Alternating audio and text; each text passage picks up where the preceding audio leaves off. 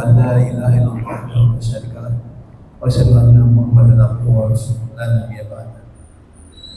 Hadirin jamaah salat maghrib yang dimuliakan Allah Subhanahu wa taala.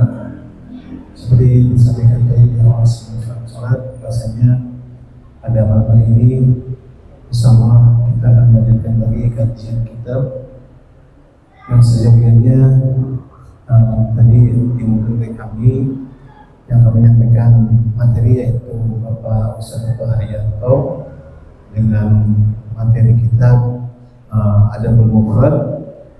Namun karena beliau saat ini agak kelelahan sedang bertugas kurang fit, jadi untuk sementara ini akan ditukar dulu dengan Pak Ustaz Ajil Azam, insyaallah akan membahas Minhajul Muslim.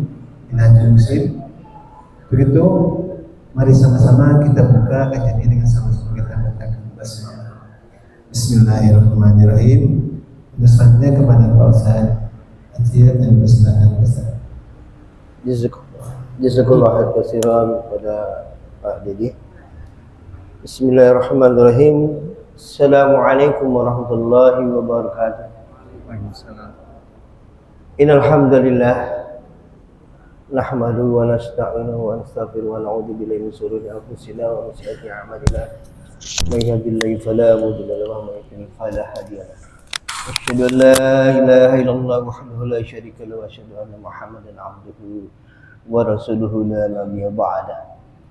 Allahumma salli wa sallim wa barik ala sayyidina Muhammad wa ala alihi wa sahbihi wa man tabi'ahum ila yaumiddin. Rabbi shrah li sadri wa yassir li amri.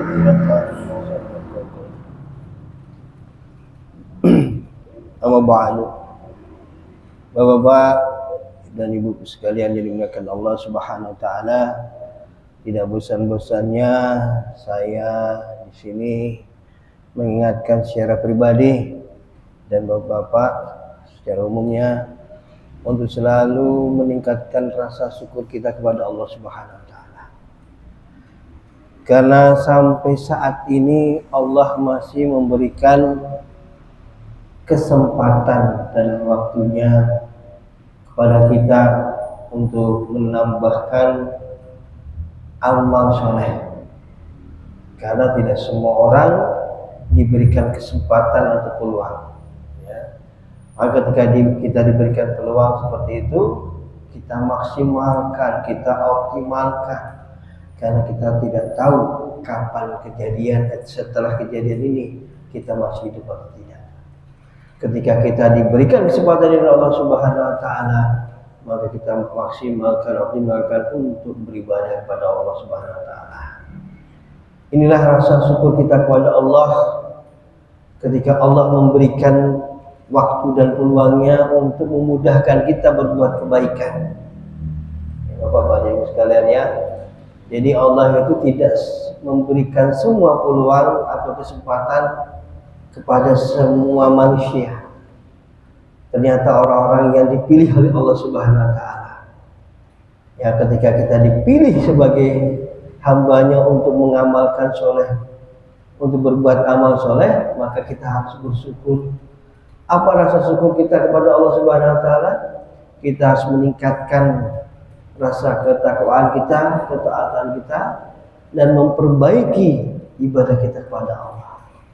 Ini menurut Ibnu Qayyim al-Jauziyah ketika ditanya bagaimana sih rasa syukur kita kepada Allah. Ya namanya rasa syukur itu memang ada perubahan ketika kita diberikan nikmat dari Allah Subhanahu. Salawat dan salam semoga terlimpahkan kepada junjungan kita Nabi Allah Muhammad sallallahu alaihi wasallam dan para keluarganya serta para sahabat-sahabatnya dan para pengikut-pengikutnya yang setia dalam menjaga dan melestarikan sunnah-sunnah beliau. Semoga kita yang ada di sini mendapatkan syafaat dari beliau Nabi Muhammad sallallahu alaihi wasallam di hari kiamat nanti, karena itulah syafaat yang kita nanti-nantikan. Ketika kita menantikan syafaatnya beliau, maka konsekuensinya adalah bagaimana kita berusaha semaksimal pada diri kita ini menghidupkan sunnah-sunnah beliau. Bapak dan Ibu sekalian, beliau Ustadz Toto karena kurang enak badan, jadi tadi telepon untuk menggantikan, jadi tukar jadwal katanya. Siap, saya kalau jadi prajurit bawahan dia pokoknya siap-siap aja deh pokoknya. Ini perintah sama Ustadz, gimana ntar kualat kalau saya nggak melakukan. Gimana dia? Salah satu mendapatkan pahala itu kan mengamalkan apa yang dititah oleh ustaz-ustaz kita. Kemudian ibu sekalian dimuliakan Allah Subhanahu Wa Taala, sebelum saya dalam mengkaji tentang bab Minhajul Muslim ini, tentang bab adab juga, saya teringat ketika saya ikut juga di Jumat ketika Ustaz Abu Dian menyampaikan prolog pendahuluan tentang adabul mufrad yang isinya tentang hadis-hadis Imam Bukhari mengenai tentang adab. Ya, beliau bercerita, mengungkapkan Ustaz Abu Dian, ada satu dalam pendahuluan itu seorang ulama yang besar di zamannya, namanya Imam Mubarak. Ini seorang ulama mujahid ya, dan diakui keilmuannya. Seingat saya dalam sejarah dia berhasil dalam menembus benteng Romawi dengan martir dirinya. Beliau mengatakan dalam bukunya Adabul Mufrad itu bahwa Imam Mubarak itu belajar adab itu 30 tahun namanya. Sementara belajar jazakallah khair. Sementara belajar ilmu agama dari mulai akidah, fikih dan segalanya yang peraturan-peraturannya dengan semua turunannya itu 20 tahun. Artinya Bapak dan Ibu sekalian, bahwa ilmu dalam mempelajari adab itu lebih lama daripada kita mempelajari teori dari agama ini. Karena output dari agama ini adalah bagaimana kita ini mendapatkan akhlak yang karimah. Sampai Rasulullah SAW dalam surat Al-Qalam saja diberikan predikat oleh Allah Subhanahu Wa Taala,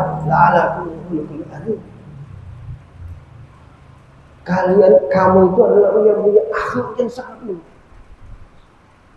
Ini predikat yang diberikan bukan sembarang orang, sembarang apa ya?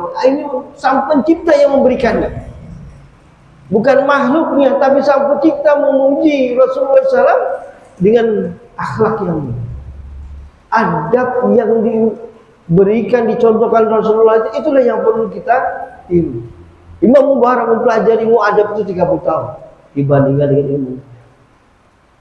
Nah, dalam Minhajul Muslim ini ada satu bab gitu ya, satu bab yang membahas tentang adab. Cuma dengan tartibul kitabnya itu beliau mengawali dengan niat. Beliau mengawali dengan niat karena niat ini yang bisa merusak sebuah amal ketika amal itu salah. Ya. Maka waktu pengantar kemarin saya mengatakan, beliau mengawali dalam kitabnya, yu'minul muslimu bi khadri sya'nil niyah wa hamiyatiha li sya'nil amalahu ad-diniyati wa dunyawiyah. Ijamul amalu tatakayfu biha wa takunu biha wa taqwa wa ta'uf wa tasihu wa tafsadu taba'laha. Dia mengawali tentang membahas tentang adab, bahwa seorang muslim harus meyakini bagaimana urgensinya khotari sya'nin. Ini kalau bahasa kasarannya bahasa Arab itu memang bahaya yang sangat darurat sekali. Kalau bahasa kita ya, yang sangat penting, urgensi tentang pembahasan tentangnya. Karena pentingnya niat ini melandasi setiap amal yang kita gerakan, baik itu amal dalam diniyah maupun amal-amal duniawiyah. Seluruh amal kita, kata beliau, itu bagaimana niat yang menyertainya. Apakah amal itu bisa menjadi kuat dengan takwaan, ketaatan kepada Allah, atau melemah menjadi dhaif, bukan karena niatan, bukan karena ketakwaan kepada Allah, atau mungkin amal itu menjadi benar dan salah, tergantung tabaannya, tergantung dengan niat. Maka kata beliau juga, wa imanul muslimin hada bi daruratin niyyah li kulli amalin wa wujubi islahiyya musta'mal. Maka sebuah keyakinan yang harus ditanamkan oleh setiap muslim, gitu ya, katanya. Ini sangat darurat, kita kalau membicarakan dengan niat itu sangat penting sekali. Bagaimana setiap amal kita ini betul-betul kita koreksi, supaya niat kita ini betul-betul mendapatkan pahala, mendatangkan pahala dan ganjaran dari Allah. Perlunya ada koreksi, perlunya ada evaluasi dari niat itu. Ya. Karena kemarin waktu sebelum saya pertemuan yang pertama, saya sudah bilang, karena suatu hadis pernah Rasulullah bercerita, setiap Bani Adam melakukan sebuah kebaikan, ingin melakukan kebaikan, kerajaan iblis itu sudah gempa, Pak. Maka akan dibentuklah pasukan supaya yang namanya anak cucu Adam ini berubah, tidak melakukan sebuah kebaikan atau amal soleh. Nah, ini pertanyaan dari Pak Embong sebenarnya. Kemarin beliau bertanya tentang dua pertanyaan. Yang satu pertanyaan sudah saya jawab, ya. Terus yang pertanyaan kedua, beliau bertanya, siapa sih nama-nama anak cucu iblis yang selalu menggoda-goda kita, kan gitu ya. Nah, ini sedikit saja Bapak dan Ibu sekalian agar kita mengetahui, ya. Kalau kata Pak Bong, kalau tidak kenal kita tidak bisa mengantisipasinya. Saya mengambil dalam kitab Ahkam wal Marjan fi Ahkam al-Jan. Di situ ada hadis dari Imam Mujahid yang dikutip oleh Syekh Abdul Rauf Al-Manawi. Beliau dalam kitab itu ada 7 nama setan, nama anak cucu iblis yang tugasnya memang betul-betul berbeda-beda, punya tugas masing-masing, ya. Yang pertama, kata beliau dalam bukunya ini, as-sabru, ya, itu anak cucu iblis yang selalu berurusan dengan segala bentuk cobaan yang menimpa manusia. Setiap manusia mendapat cobaan pasti akan dihadang oleh sama si setan atau anak cucu iblis ini, supaya mereka galau, stres, depresi, menangis dan segala-segalanya. Padahal ayatnya jelas, ya, idza asobat musibah qalu inna lillahi wa inna ilaihi raji'un. Ya kan? Itu jelas bahwa ayatnya Allah Subhanahu wa taala menjelaskan kepada kita ketika kita diberikan musibah, berdoalah kepada Allah. Sesungguhnya kita ini milik Allah dan semuanya akan kembali kepada Allah. Nah, tugasnya setan as-sabr ini adalah untuk supaya kita galau, tidak menerima takdir yang diberikan kepada kita. Ada yang kita lihat stres, ada yang kita lihat depresi, ada yang kita lihat sampai gila dan macam-macam. Ya, ini tugasnya. Padahal dalam surat Al-Ankabut ayat pertama, A'udzubillahi minasyaitonir rajim, alif lam mim hasiban wa asyhadu ayakun amanah wa hum la yaftanun. Fatanal ladzina yu'minuna wal ladzina kadzabu minkum. Ya, ini ayat Al-Ankabut ayat 1 2 3. Alif lam mim, apakah mereka itu dibiarkan mengatakan beriman sebelum diuji? Biar Allah tahu mana orang yang sodak yang benar dan mana orang-orang yang kadzab. Demikian pula dengan agama ini, Pak, Bapak dan Ibu sekalian. tahapan-tahapan orang dalam menjejaki, dalam menjalani hidayah ini tidak semulus apa yang kita bayangkan. Pasti akan menerima cobaan-cobaan dari Allah Subhanahu wa taala. Karena itu adalah fitrah. Semakin cobaannya berat, semakin imannya meningkat. Semakin ketakwaannya kepada Allah semakin mendekat. Jadi bagaimana kalau ada pertanyaan, bagaimana kalau orang-orang yang memeluk hidayah ini dalam menjadikan hidayah tanpa ada masalah? Itu serahkan kepada Allah Subhanahu wa taala, dan kita lihat bagaimana niatnya dia dalam menjejaki hidayah ini. Karena fitrahnya Bapak dan Ibu sekalian, ketika kita sudah menjejaki jalan yang benar, pasti orang-orang atau makhluk-makhluk Allah yang tidak benar itu pasti akan menghalangi dan merintangi kita supaya kita kembali ke jalan-jalan yang tidak benar. Dari mulai zaman Nabi Adam, Nabi Nuh, Nabi Idris sampai kepada Nabi Muhammad, tidak ada jalan yang mulus ketika menyampaikan sebuah kebenaran. Ahasiban wa yadraku ayakul aman wa hum la yaftanun. Apa kamu dibiarkan mengatakan beriman begitu saja padahal kamu belum diuji keimanan? Makanya yang punya iltizam atau iman yang kuat jangan bersantai-santai dulu, Pak. Karena ujian itu kan bisa berbentuk dua perkara. Perkara yang buruk maupun perkara yang baik. Orang yang punya jabatan mungkin enak terus saja naik gitu ya. Dia diuji nih Pak, diuji dengan kesibukannya itu dia bisa nggak mengkonsistenkan sholatnya yang tadinya dia itu betul-betul tumakninah, betul-betul khusyuk gitu kan. 5 waktu sebelum azan sudah ada di masjid, puasa sunahnya, tilawahnya, dengan kesibukan, dengan pangkat yang semakin naik, dia konsistensi enggak? Ini ujian juga. Itu hal-hal yang ujian yang paling baik maksudnya. Belum lagi hal-hal yang ujian yang buruk. Kalau buruk mungkin bisa secara mental itu kita sudah siap. Ya. Siap. Kalau dilihat dari objek sebuah ujian, sebuah hadis itu, ada hadis Rasulullah SAW pernah bersabda Rasulullah, as-sabru salafah, ada 3 ya. As-sabru ala ta'ah, as-sabru ala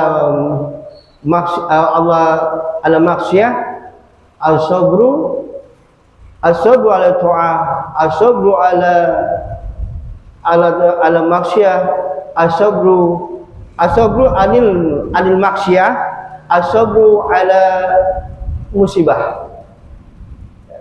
Ini dari objeknya, dari objek musibah. Kesabaran itu ketika kita menerima musibah yang jelek, ya, ini jelek Pak ya, itu orang pasti akan resisten kan gitu ya. Bagaimana kita misalnya dalam sabar dalam menjalankan ibadah as-sabru ala ta'ah. Coba bayangkan Bapak-bapak dan Ibu sekalian yang biasa tidak sholat subuh, ya, itu bagi mereka sangat berat sekali. Ini ujian bagi mereka. Ini harus dilatih dan dilatih. Ya. Yang belum biasa puasa, saya kemarin waktu lagi pemain pingpong ada pertanyaan dari Pak Fuad, waduh Pak, saya kalau misalnya puasa itu yang susah itu istiqomahnya. Ya memang istiqomah itu berat Bapak, tapi bukan masalah istiqomahnya, tapi bagaimana kita dalam meniatkan dalam pekerjaan itu supaya kita bisa menerima dan kita bersabar dengan ketaatannya, walaupun ketaatan itu kecil bagi kita. Misalnya sedekah di di pagi hari subuh, itu kecil pekerjaan yang mudah, 1.000, 2.000, 3.000, tapi untuk istiqomah konsisten itu susah. Itulah kesabaran. As-sabru ala ta'ah. Kemudian yang kedua as-sabru anil maksiyah. Kenapa di sini dalam bahasa Arab dipakai anin, ya. Karena yang namanya maksiat kita harus menghindar, Pak, bukan di atas kita dalam kemaksiatan, tapi harus menghindar. Makanya kalau kita dalam pergaulan, kita harus bisa milih-milih mana situasi dan kondisi teman dan pergaulan yang bisa mengantarkan kita ketakwaan atau menjerumuskan kita kepada kemaksiatan. Kalau kemaksiatan kita harus menghindar anil maksiat. Ya. Ya, kita harus memang betul-betul bersabar dengan kemaksiatan yang ada dalam sekitar kita. Apalagi di zaman sekarang. Handphone, Mbak, handphone itu ya. Yang namanya handphone itu bukannya ujian bagi seorang kiai atau ustadz, ibu-ibu rumah tangga, anak-anak sekolah semua itu biasanya itu berat dalam menghadapinya. Ini saja, Pak, ini aja gak bakal lari jauh-jauh dari saya, Pak. Gitu ya. Tapi bagaimana kita memanagenya dengan baik, kita gitu kan? Yang solusinya seperti itu. Ada jam-jam tertentu kita pakai, kemudian penggunaannya kita pakai dengan hal-hal yang baik. Misalnya kita tadarus, ada di sini aplikasi tadarus, kita mencari materi, cari bagaimana para dai dalam berdakwah. Inilah kita manfaatkan sebenarnya. Dan di sinilah as-sabru ketika maksiat yang ada di sekitar kita dalam menghantam atau mencekram kita, supaya kita sabar tidak mengikutinya. Apalagi kalau yang namanya seseorang yang mantan perokok ini, Pak, ya. Saya kalau diceritakan oleh seorang mantan perokok itu seru banget. Ya. Orang yang meninggalkan merokok itu, waduh, ya Allah, beratnya gitu. Ya Pak Tri, bukan ini Pak Tri ya. Kita tahu bahwa hukum merokok itu apa gitu ya. Saya tidak membahas tentang fikih itu, tapi bagaimana kalau madaratnya dari rokok sendiri itu sudah merusak tubuh kita. Kita tidak usah bicara tentang justice atau hukum merokok, tapi ketika kita melihat madarat di rokok itu lebih besar, lebih baik kita tinggalkan. Ini adalah salah satu tanda alamatul iman al-tarkul yang la yanfa'u. Tanda-tanda iman yang sempurna dalam seseorang itu yang meninggalkan hal-hal yang tidak penting bagi kita, tidak berguna, tidak bermanfaat bagi kita. Salah satunya adalah rokok, kalau bagi saya begitu, ya. Karena 4.200 racun ada di situ, Pak. 4.200 racun, terus 43 zat kimia yang berat ada di situ. Ini di iklan rokoknya saya lihat, Pak. Berani-berani dia masang itu, tapi inilah mungkin barangkali saya lihat, wah, ini ilmu marketing kalah sama yang namanya rokok. Ditantangin seperti walaupun rokok itu ada 4.200 zat kimia, 43 zat kimia yang berat, tapi tetap aja orang merokok kan gitu. Tapi secara dari sisi agama, Bapak dan Ibu sekalian, kalau kita melihat mudarat seperti itu kita tinggalkan. Tapi beratnya minta ampun kalau kita mendengarkan oleh seorang perokok, ya, ketika dia sudah rutin konsisten untuk meninggalkan, godaan di sekitarnya itu loh. Mulut pahit, ntar teman-temannya sekitarnya merokok, katanya seperti itu. Nah, seperti itulah as-sabru 'anil maksi. Kemudian as-sabru 'ala musibah. Ya. Musibah yang datang kepada kita, ma'asubah musibah bi'idnillah. Apa yang musibah yang datang pada kita ini seizin Allah Subhanahu wa taala. Jadi apa yang tertulis yang menimpa dari diri kita, Pak, bukan sekonyong-konyong atau tiba-tiba, tapi memang sudah tertulis 50.000 tahun penciptaan langit dan bumi, sudah ada tulisannya dalam kitab Lauhul Mahfuz. Tanggal sekian, pada jam sekian Bapak tertimpa ini. Maka ketika saya dapat musibah pun, saya juga serahkan kepada Allah, karena ini adalah semua gerakan af'alnya Allah. Kita protes gak bisa, kita hanya bersabar ala musibah. Itu yang paling enak. Ini kalau dari objek musibah.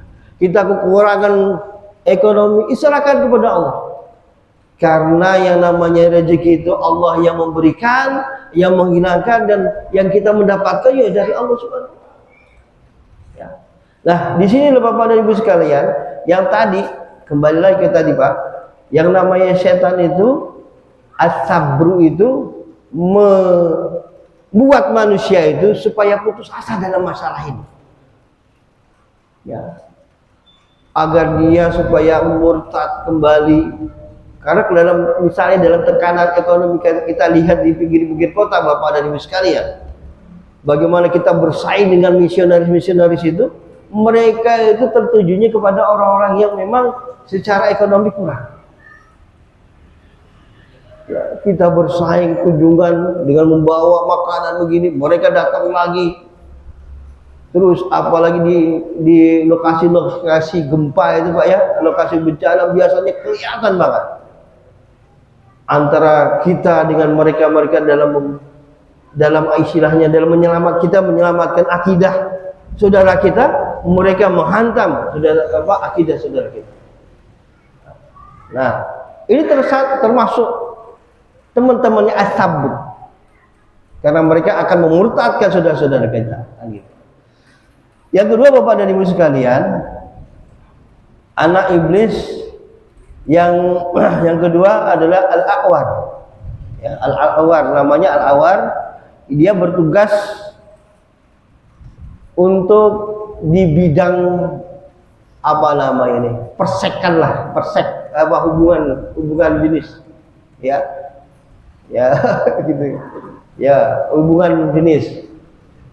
Terjadinya kaum LGBT, terus terjadinya rokin atau pergaulan bebas itu karena ulah dari al-awar, ya, anak cucu iblis ini. Jadi bagaimana mereka membuat pornografi, ya, atau dari misalnya pakaian supaya ting top ya, bisa ngelihat, kita bisa ngelihat itu apa gitu ya. Terus bagaimana mereka mempoles yang namanya orang-orang yang tadinya biasa-biasa menjadi orang-orang yang mulus dan macam, kemudian bisa menggairahkan seks lawan jenisnya dan macam-macam. Ini orang tugasnya al-a'war. Ya. Ini Bapak dan Ibu sekalian yang yang sudah diselamatkan oleh Allah Subhanahu wa taala, yang diiltizamkan, yang dirutinkan ke masjid, jangan sampai terperangkap maksudnya dengan al-a'war ini. Ya, apalagi di handphone itu yang namanya seleweran gambar-gambar porno kan banyak Pak ya. Kalau kita nggak selektif gitu ya, mata kita ini zina kan gitu ya. Dan macam-macam lah gitulah hubungan. Artinya bahwa dengan itu akan terjadi hubungan-hubungan yang terlarang. Ya. Hubungan seks bebas macam-macam. Inilah pekerjaannya al-a'war. Terus yang ketiga Bapak dan Ibu sekalian, setan atau cucu-cucunya iblis yang bertugas untuk memutarbalikan berita, ini namanya al-saud. Ya. Jadi apalagi tadi kemarin di masa-masa pemilu ya Ustaz ya, di Panwaslu kan sibuk itu, ada berita sana, berita sini gitu ya, ada yang hoax ini kan gitu. Lah ini pekerjaannya dia juga gitu kan ya, kerjaannya dia ini. Makanya Pak Waslu ini kesibukan dia gitu. Kebanyakan hoax kan gitu kan. Makanya Ustaz Sofi bilang kalau berbicara tentang demokrasi apa pemilihan harus by data gitu. As-Saud ini tidak mau seperti itu. Wah, supaya bagaimana terjadi konflik, dia memutarbalikan berita. Ini teman dekatnya Kahin, ya Pak, dukun-dukun. Dukun-dukun ini teman dekatnya Kahin. Dukun-dukun paling seneng nih kalau menyembah dia gitu ya. Mereka dapat informasi dari ini, ada katanya sebuah lamaran ramalan dan macam-macam gitu ya. Padahal bukan dari Allah Subhanahu wa taala. Nah, as-saud ini yang memutarbalikan, memecah belah di antara masyarakat supaya terjadinya pertikaian dan konflik yang ada dalam masyarakat. Ya. Alhamdulillah kemarin Pak Ustadz Taufik jadi Panwaslu aman-aman saja di Tangerang Selatan kan gitu ya. Al Saud bisa dihindari oleh ketua Panwaslu kita. Kemudian yang keempat, setan yang atau cucu iblis yang berperan untuk merusak rumah tangga, itu namanya al-jasim, ya. Al-jasim ini dalam surat Al-Baqarah ayat 102 ada ya Pak ya. Jadi dalam katanya dalam ilmu sihir ini yang paling tertinggi ilmunya bagaimana ketika dia itu bisa memecahkan sebuah rumah tangga menjadi cerai, ya, menjadi berantakan. Padahal inilah pekerjaannya al-jasim, anak cucunya iblis, supaya rumah tangga itu hancur. Makanya supaya kita dilindungi Allah Subhanahu wa taala, perbanyaklah zikir kepada Allah, apalagi ketika kita berjima dengan istri, doa itu penting. Allahumma janibi syaitan wa janibi syaitan wa razaqna. Ini penting, Pak. Jangan sampai ketika berjima itu tidak melakukan doa seperti itu.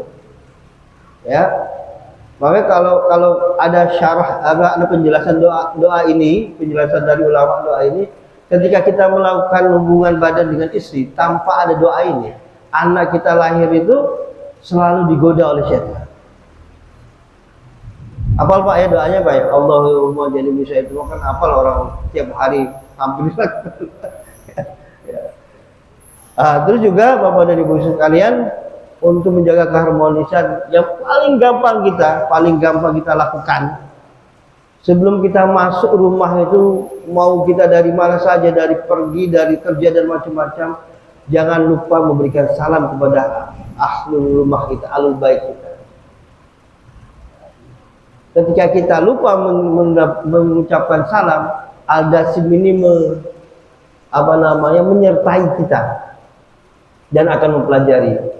Makanya Bapak dan Ibu sekalian, jangan heran kalau ada cerita-cerita ketika ada jin menyerupai kita kemudian menemui istri kita. Ini juga terjadi pada zaman tabi'in juga pernah terjadi ketika suaminya itu pergi, kemudian ada jin yang menyerupai suaminya, kemudian dia berdialog dengan istrinya. Saya lupa apakah ini dia sudah melakukan hubungan badan, saya dalam riwayat itu saya lupa. Yang jelas memang di dalam kitab itu ada orang jin yang bisa menyerupai suaminya ketika kita suami itu lupa masuk rumah dengan salam. Kalau cerita di Indonesia memang ada ya, cerita di Indonesia itu ada ketika suami keluar pulang terus ada jin yang menyerupai suaminya, kemudian melakukan satu hubungan badan. Akhirnya anak itu menjadi anak kedua. Mu'alam siapa itu saya tidak bisa menjawabnya. Tapi memang dalam kitab-kitab yang klasik memang ada jin bisa menyerupai suami kemudian berdialog dengan istrinya sampai istrinya itu tertarik dengan jin yang menyerupai suaminya ini. Tapi itu untuk merusak rumah tangga, keharmonisan rumah tangga. Nah, inilah kerjaan si jasim, namanya si jasim ya. Makanya kalau yang ada anak atau orang yang jasim, ganti aja Pak. Ganti aja Pak, ganti Muhammad, Jibril atau Muhammad apa gitu ya. Ini kebetulan aja mungkin sama gitu. Yang kelima Bapak dan Ibu sekalian,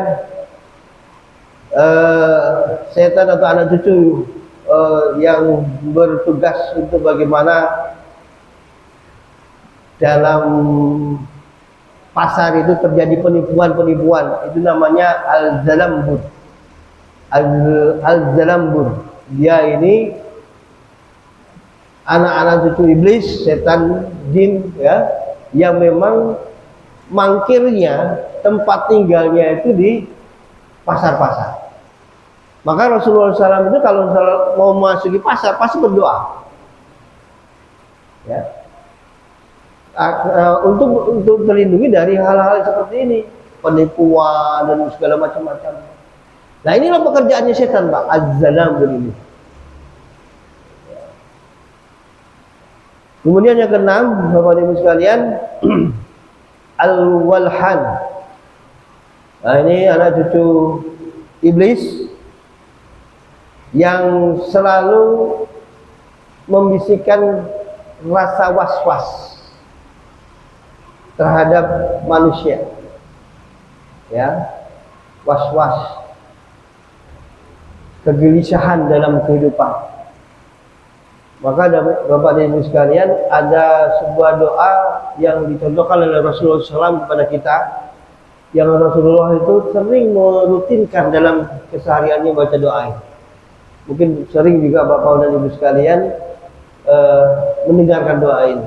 Allahumma inni a'udzubika minal hammi wa hazan, ya, wa minal ajzi wa kasali, wa minal jubni wal bukhl, wa a'udzubika minal ghalabati wal qahri. Rasulullah SAW mencontohkan, Rasulullah itu berlindung atas 8 keburukan ini. Ini tugasnya dari al-walhan ini, setan ini selalu mengembuskan hal-hal yang nggak enak dalam hati. A'udzubika minal, Allahumma inni a'udzubika minal hammi wa hazan. Allah si walhan ini selalu mewaswisu, membisikkan kepada kita ini rasa-rasa was-was. Ham itu seperti gelisah, galau, begini nggak enak, begitu nggak enak, ya. Itu al-walhan itu. Kita berpikir tentang kehidupan kita, ada khawatir agak khawatir tidak mengikuti hidup, kita tidak bisa hidup. Itu al-walhan. Besok makan apa misalnya gitu ya, itu al-walhan. Kita was-was terus, khawatir. Maka Rasulullah SAW mengajarkan kepada kita supaya kita tidak tinggal dibisiki oleh al-walhan ini, supaya kita tidak was-was tadi. Allahumma inni a'udzubika minal hammi wa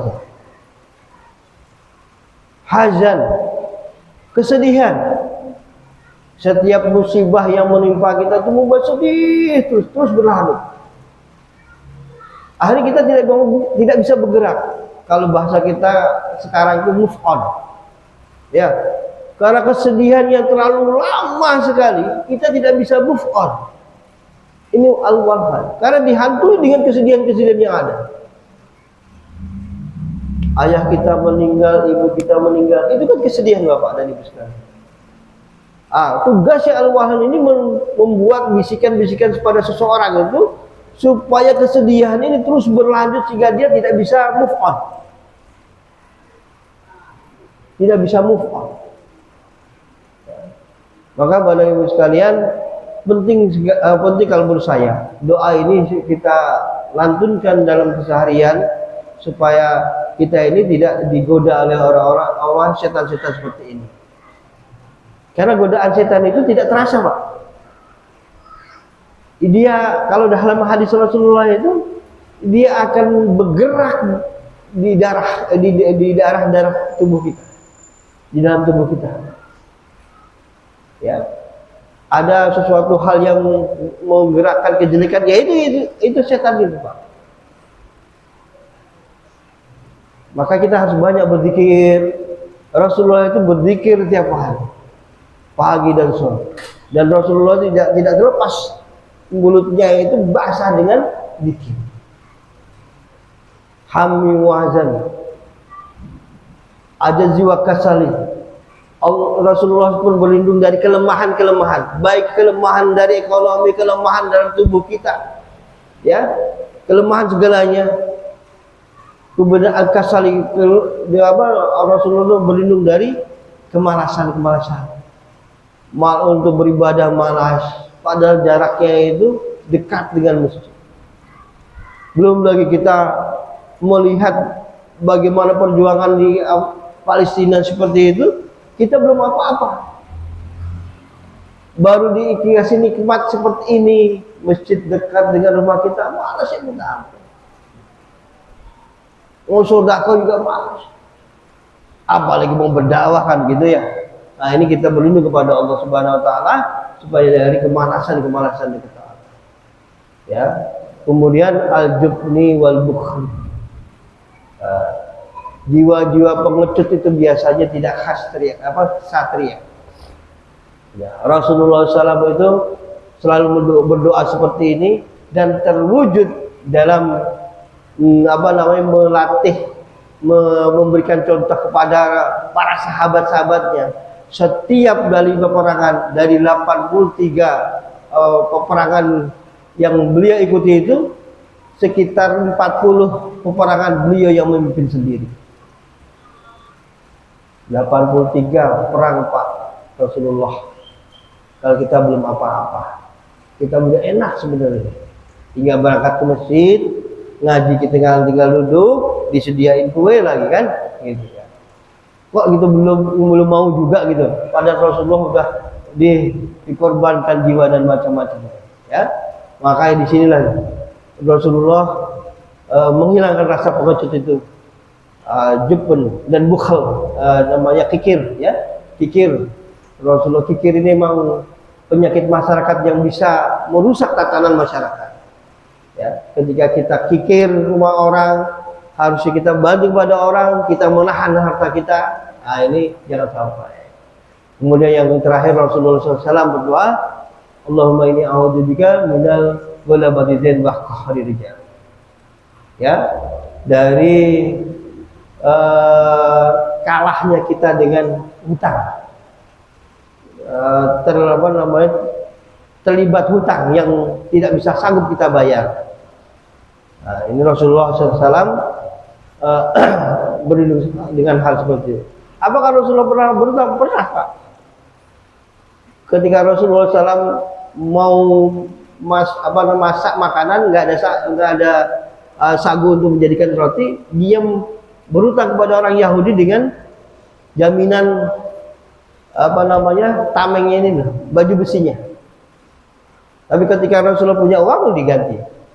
Nah, itulah artinya supaya kita terlindungi dari beratnya hutang terhadap kita. Maka kita mohon kepada Allah Subhanahu wa taala supaya kita tidak dibebani dengan banyaknya hutang dan tidak bisa melunasinya.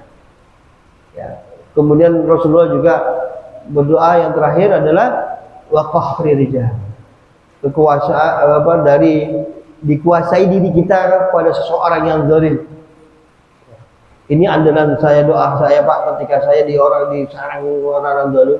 Ya Allah, Engkau adalah penolong saya. Jangan sampai orang-orang zalim itu menguasai saya. Allahumma inni a'udzubika minal ghalabati dzin wa qahri. Alhamdulillah Allah melancarkan sampai sekarang sehat walafiat. Ya. Mungkin itu dulu Bapak sekalian. Itulah nama-nama setan. Jam 7:02 Pak. 5 ya. 3 menitan ya. Jadi yang menurut buku beliau dalam Minhajul Muslim ini, niat dalam setiap amal itu harus memang kita evaluasi dan perbaiki. Karena nikmat atau hal yang buruk yang menimpa kepada kita itu bisa merubah nikmat. Maka kata beliau, wa wujubi islahiha musta'amadun. Selalu kita koreksi, selalu kita evaluasi niat kita. Karena perintah Allah Subhanahu wa taala, wa ma umiru illa liya'budullaha mukhlishina lahuddin. Ya, dalam surat Al-Bayyinah. Apa ya? Tidaklah aku perintahkan kata Allah Subhanahu wa taala, illa kecuali engkau beribadah kepada Allah dengan mukhlis dalam agama ini. Jadi Allah Subhanahu wa taala tidak membutuhkan kita sebenarnya, Pak. Berdiri, rukuk, sujud, berdiri, sujud. Tapi Allah itu menyarankan kepada kita, memerintah kepada kita ini beragama Islam, melakukan ibadah kepada Islam, ketaatan kepada Allah Subhanahu wa taala dengan mukhlis, dengan ikhlas. Kata Allah Subhanahu wa taala dalam firman-Nya dalam surat Az-Zumar juga, A'udzubillahi minasyaitonir rajim. Qul inni umirtu an a'budallaha mukhlishan lahud-din. Katakanlah, ini sesungguhnya umirtu, aku memerintahkan kalian a'budallah, menyembah kepada Allah, mukhlishan lahud-din, ikhlas dalam agama. Ini yang diterima oleh Allah Subhanahu wa taala. Kalau masih ada gerundalan-gerundalan, kepaksaan-kepaksaan, itu ketika tahapan kita awal kita mengenal Islam. Seharusnya kita sekarang ini sudah mengikhlaskan dalam setiap langkah-langkah dalam beribadah kepada Allah Subhanahu wa taala. Mungkin itu dulu dari saya, Bapak dan Ibu sekalian.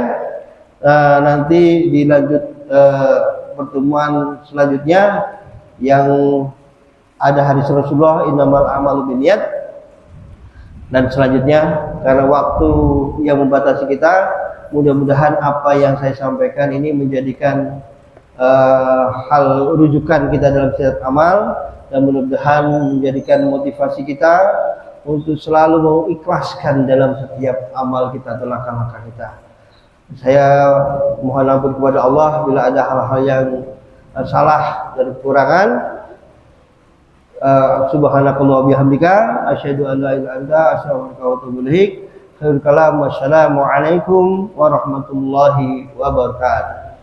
Terima kasih dengan berbeda kajian malam ini.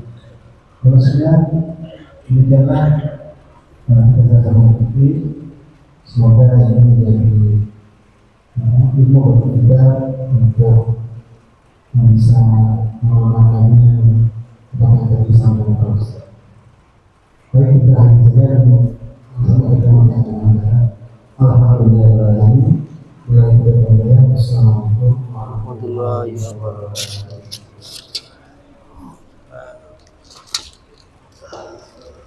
Guys, jazakallah khair kita Pak. Masyaallah. Oh itu ya. Adik Hasan.